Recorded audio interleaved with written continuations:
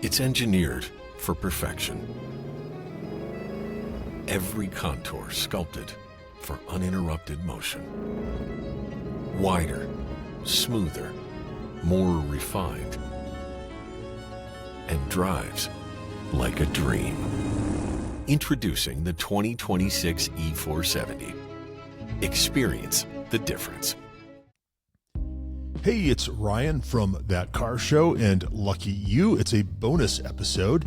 And when I told you all I was planning to sit down with a guy who runs a tollway, a lot of you had questions. Apparently, tollways are the source of a lot of speculation and a bit of mystery even. So I caught up with Joe Donahue, CEO and Executive Director of E470 right here in Colorado.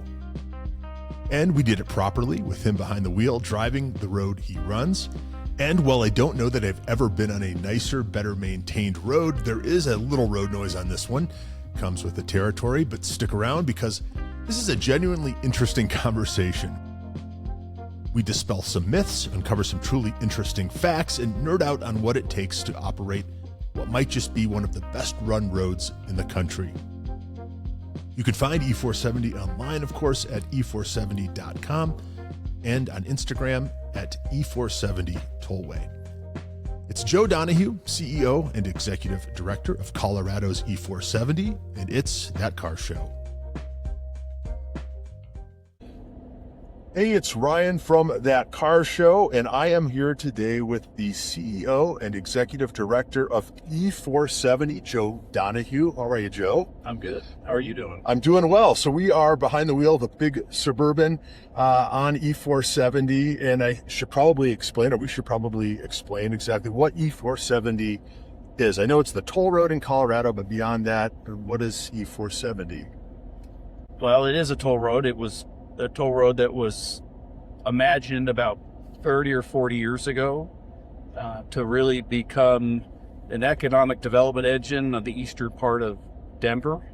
So it runs from South Denver at E470 and C470 at I-25, and it goes all the way up north to about Highway 7, just south of there. And back in the time that they decided to make it a toll road, the governor and several of the state legislators knew that there wasn't going to be enough funding to build a beltway around Denver, so they said, let's create a toll road authority and build a toll road out there. Well, the first thing I noticed is that the road is very smooth. It seems like the lanes may be a little wider than your typical lane, and I think of the episode of Seinfeld where Kramer adopts part of the highway and then paints over some of the lanes, right? Yeah. So you've got lots of room. It's probably the closest thing. I don't want to call it the Autobahn. That's probably not what you want to hear, right? For car enthusiasts, but it's a really great tarmac. Is it a different tarmac than maybe what we'd see on 70? No, I think our lanes are wider. We have 12-foot lanes. We also go with wider shoulders.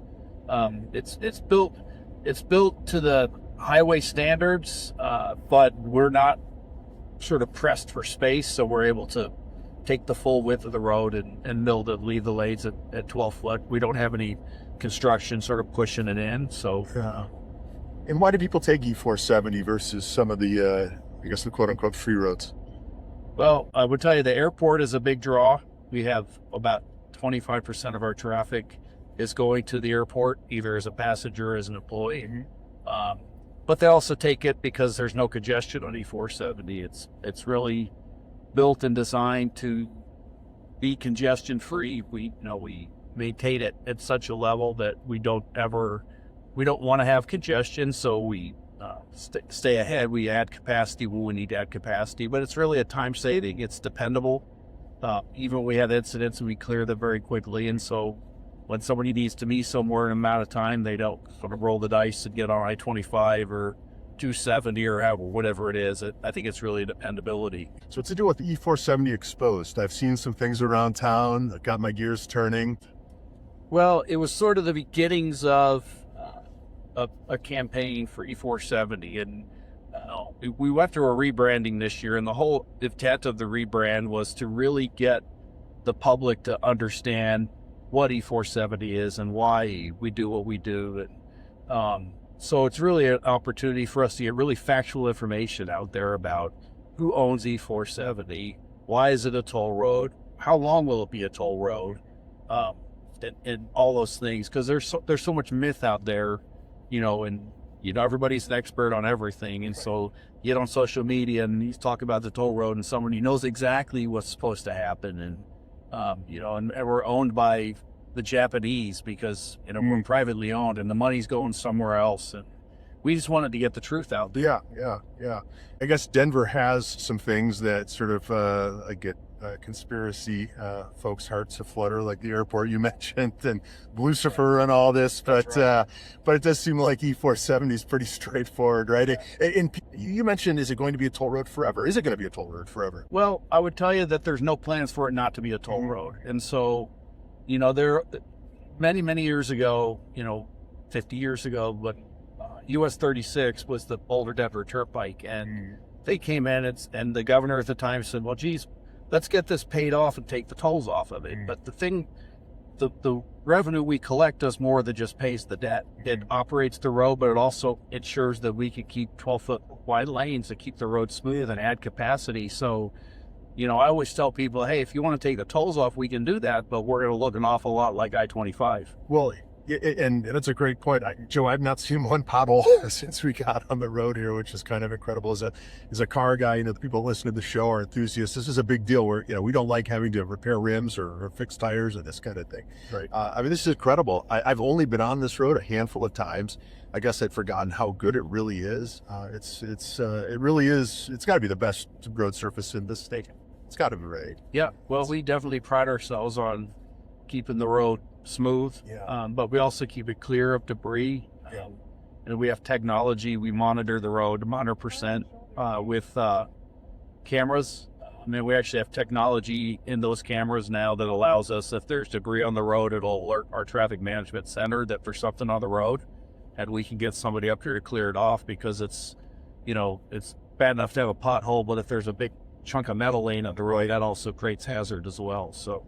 Right. And a lot of folks listening live here in Colorado and talk about needing a new windshield about once a year, right? But that generally happens on 70. I'm not seeing a thing on this road surface. In fact, there's hardly any trash. It's just it's an exceptionally nice piece of pavement. That said, I bet you've seen some strange things in your tenure. What's the strangest thing you've ever seen go down a E470?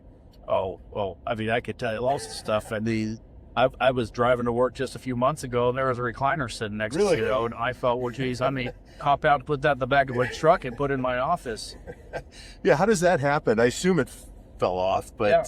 but it was sitting up perfectly. Oh, wow. Like somebody could be sitting there watching the traffic drive by. Yeah, that's amazing. It's I suppose you kind of keep the riffraff off there, right? Because you do charge, right? You have a different category of people maybe that... Oh, yeah, but we also get some really creative individuals that they really love to try to deceive us. We've seen people, there were pictures, because we take pictures of every car that comes through that doesn't have a transponder. We've seen people hang out of their trunk and put their hand over the license plate.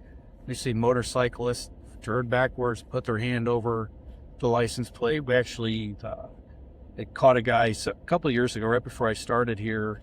He was taking his license plate off. He was sitting on one of our ramps and taking his license plate off and driving the road and then putting it back on. And it was our surveillance cameras that saw him stop on this ramp every day, and he would take his license plate off. And they sent the state patrol up there. They could see him taking his plate off, and they sent him up there. And sure enough, he was. They could, because we get the image still. We could see the vehicle. We didn't know where it was, but we knew what time of day. The guy was commuting and just not paying his tolls. Yeah, I guess this is not the place you want to be if you have no license plate or have a paper plate from 2024, that kind of thing. And this is enforced. The enforcement here is all state patrol. Yeah. Now the tolls, we enforce that, but the traffic enforcement is state patrol. But the counties and the cities can also write a ticket out here. And people would be fooled if you're out here doing 100 miles an hour and there's a county sheriff. They're probably going to pull you over. But as far as incident management, we do use the state patrol, just because we don't run into jurisdictional type issues after who's in charge here. It's also a hazmat route, and so we were dedicated as a hazardous materials route a few years ago. So it keeps any hazardous material off the local roads, so they can move it north to south. So growing up in Chicago and Kansas, of all places, where I did. In Kansas, we had the turnpike, and you used to have to stop with these like punch cards, right? And so every, I don't know, 12 miles or something, you'd stop, you hand it over to the person. In Chicago, you know, we were known for the Skyway, right? You drop your handful of change, hopefully not drop it. It was all very archaic. This is not that. As we're driving here, everything is automated. In fact, I think you had a part in the automation, right? In the product that actually does the automation. Oh, right. Yeah. So we used to be, years ago, was sort of traditional tolling. We had express lanes where you could drive through and didn't have to stop, but we also had cash lanes where you'd pull over into toll booths, and we had toll collectors out there. And we also had at the ramps, certain locations, we had coin machines. So where to the Skyway, you'd throw your money in there. Right. Back in 2009 and 2010, we decided we were going to go cashless. For a lot of reasons, safety being one of them. And anytime you get traffic merging into other traffic, slower traffic going into faster traffic, it creates a hazard. But it really wasn't operationally efficient. Yeah. When you have toll collectors sitting in a toll booth overnight and they're, seeing 10 or 15 vehicles come through, but you're paying a person and actually free people to man a toll plaza because you have a manager and so on each side. And so it wasn't making sense, and the technology is changing so much. Who knows what people ask me, we have to change our system in 10 years. What are we going to put in? I would tell them, I honestly don't know, because it's changing so quickly with technology, vehicles being able to communicate to roadside, communicate with other vehicles. GPS has become very, very accurate to where they could tell if I'm in this lane versus that lane. So, but I think that was really the driver, was we were trying to keep up with technology, but it's also better customer service. You get on the road, you don't have to stop. Yeah. One of the things I like is someone who doesn't always drive E470. It's just not a part of my daily routine. For a lot of people listening, it is. I don't actually have a transponder. It's not even a transponder. It's a sticker. Right now, I don't have any idea how that works. RF, I guess. Yep. But if you don't have a sticker, if you're from out of state, if it's not part of your daily routine and you drive E470, it's not that big of a deal. You basically just get a bill in the mail, right? And it's negligible. It's not like you are penalized in any way. You might do it. No, our goal ultimately is to collect the toll. And so, we give preferred pricing if you have a transponder, because it's a lot more efficient for us. We don't have to look up the owner of the vehicle. We don't have to send a piece of mail and process the payment. We can simply, the transponders associated to your vehicle, associated to account, you drive through it, it's automatic. But you're right, it's really easy. There's no prohibition customers to get right on the road and drive it, and we'll look up their information with the Department of Motor Vehicles and send them a bill.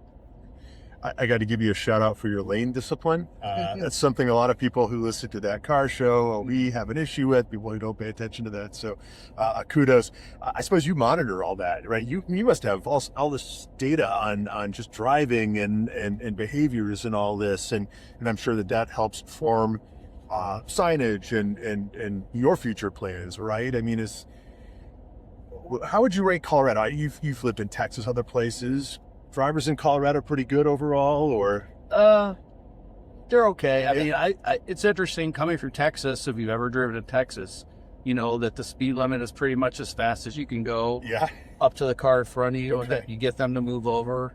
I think Colorado, I would say they're a little bit more conservative in their driving, much slower. I think some of the challenges I see is, to your point, lane discipline. Yeah. People don't. They want to stay a little bit under the speed limit, but they want to stay on the left lane. And that's not stuff that we necessarily monitor. Yeah. But, we do know where volumes of traffic are. Anytime we have a tolling location, we can see where the traffic is, and we know the time of day. And, we're very aware of the volumes building. As you saw as we were driving, we're down to 4 lane or 2 lanes in each direction now. We just came out of 3 lanes in each direction. And our plan is to actually widen this section, and we'll be under construction this summer. Yeah, that work is going on in front of us right now. Yeah. This is a brand new interchange actually that we're building. We're in partnership with the city and the county that we're in here, this Sable Boulevard, and they wanted an interchange here, so we put an interchange up. The one thing that the one thing that's great about E470 is we can get projects done a whole lot quicker. Because we have funding.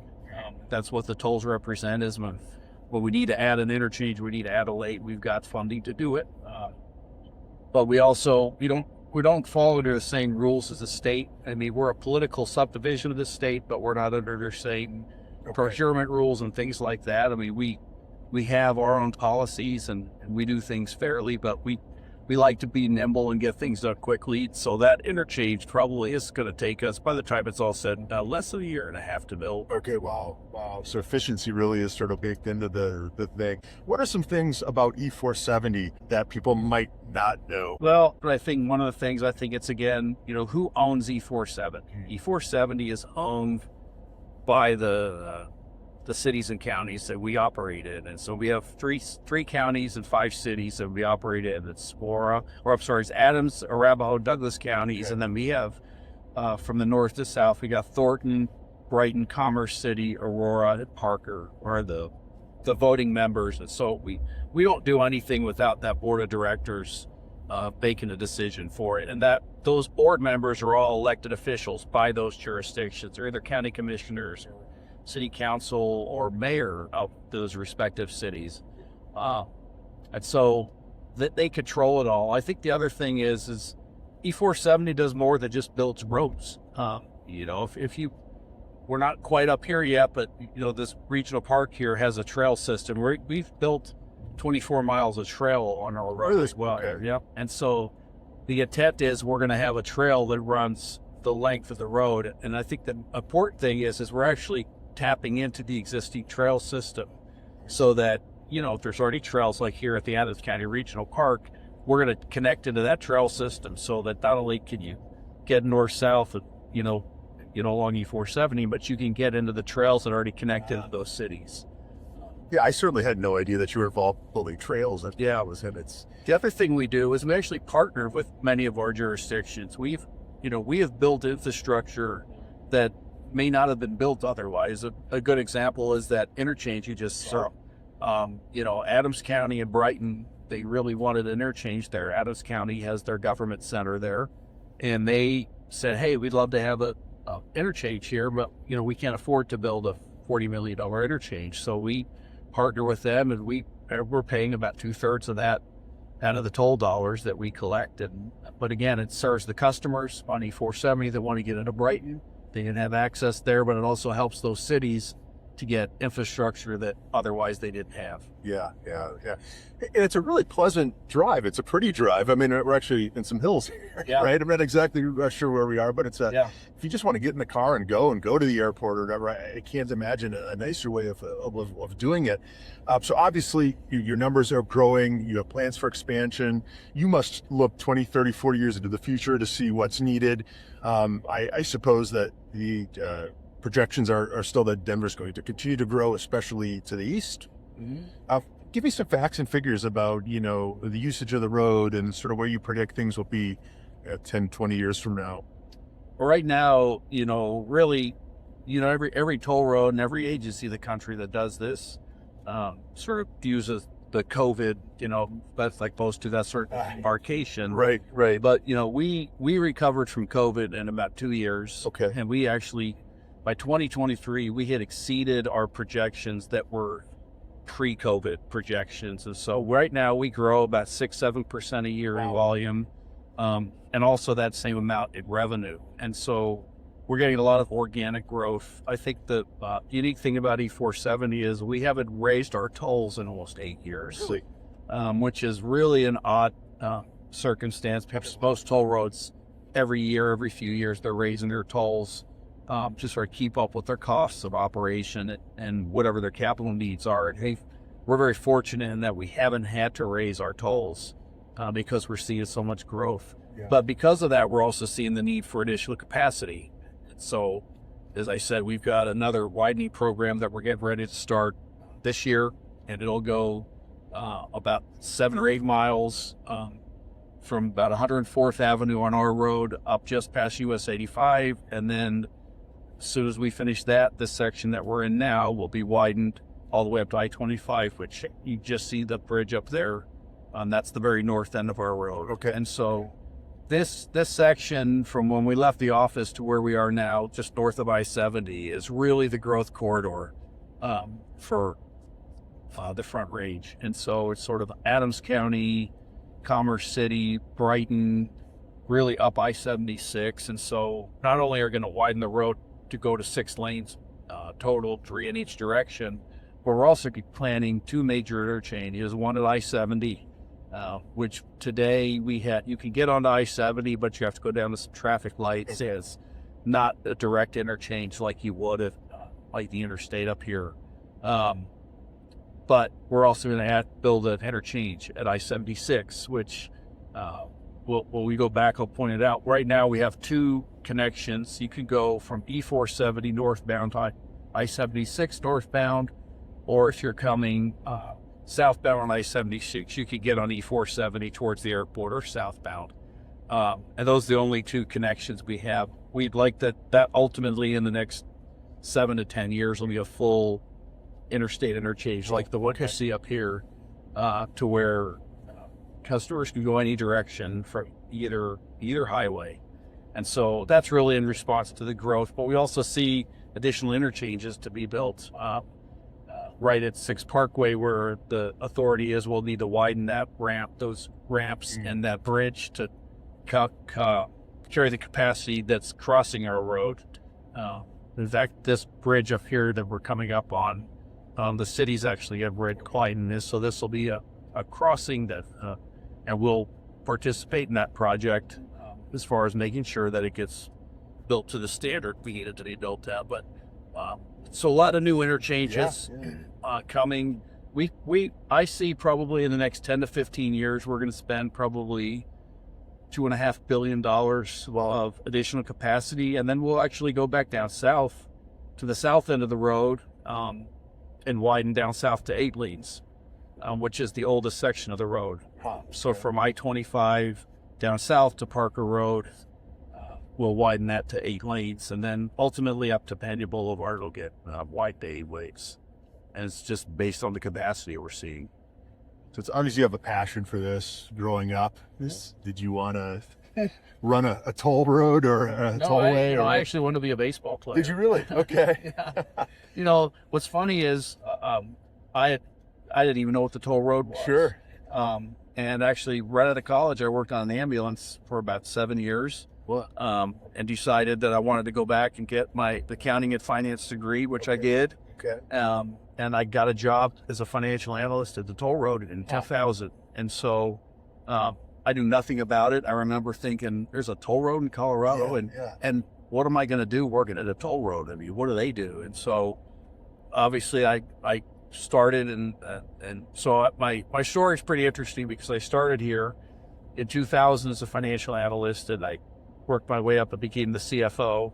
And in 2012, so I worked for about 12 years here. In 2012, I left, moved to Texas, and I became a consultant. And I was working for toll roads around the country. And I did that for about 12 years, and then came back to E470. It was hired as their executive director back in 2024.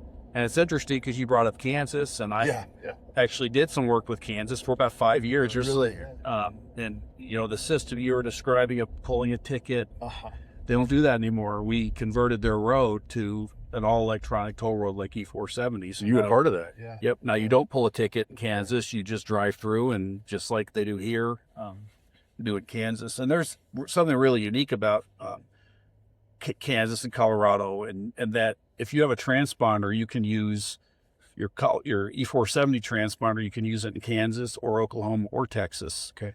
And so if you drive one of those roads, they'll send us the transaction, and we'll post that transaction to your account here, so you can drive the toll roads there with a transponder. Yeah, I suppose you sort of nerd out on this kind of stuff, right? I mean, there are probably better toll roads in your opinion, less good toll roads and this kind of thing. You want to give a shout out to a couple of other systems maybe in the U.S. that you think do it right? Well, I mean, I take a lot of pride in the fact the work I did in Kansas, like I just said. They're all unique, and I did a lot of work with New Jersey, which they're a huge system, but they just operate different there. They actually invest a lot of money into transit, So tolls that are collected on the New Jersey Turnpike are actually funding New Jersey Transit as well. I see. Texas has I spent a lot of time in Texas, so they have a really good system.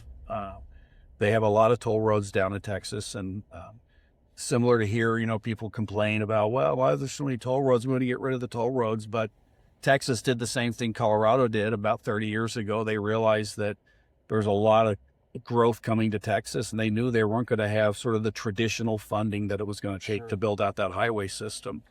And so I think that's really the big secret about tolling is, nobody likes to pay for it, but it costs a lot of money to build roads and to operate roads. And so the traditional mechanisms that are out there in the fuel tax and, whether it be state or federal, it just doesn't go as far anymore. Mm-hmm. And so tolling is part of that solution. And that's why I take a lot of pride in that. And that, we try to keep the tolls as low as we can to pay for what we need. We're not paying investors, and nobody's getting rich off of E470, though we do collect a lot of money. It costs, just to operate the road, it costs about $100 million a year to maintain it and operate it and do all the things that it takes. And then we spend another 50 to 100 million a year in keeping the pavement up and keeping it wide and, maintaining the culverts and the bridges and everything that it takes.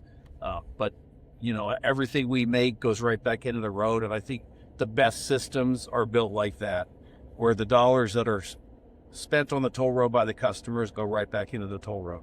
Well, and I guess the brilliant part of the toll road is if you don't use it, you don't pay for it. That's right. Right. And if only that were the case for everything in our daily lives. It's like renting a car, right? Yeah. You pay for what you use and you bring it back and you're done with it. That's it. All right. So Joe Donahue, CEO, Executive Director of E470.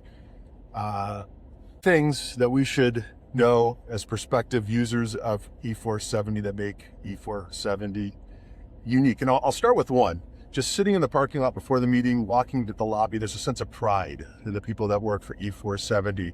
I overheard someone say that if you've got an incident on E470, your road crew, your roadside assistance. We have a roadside assistance program.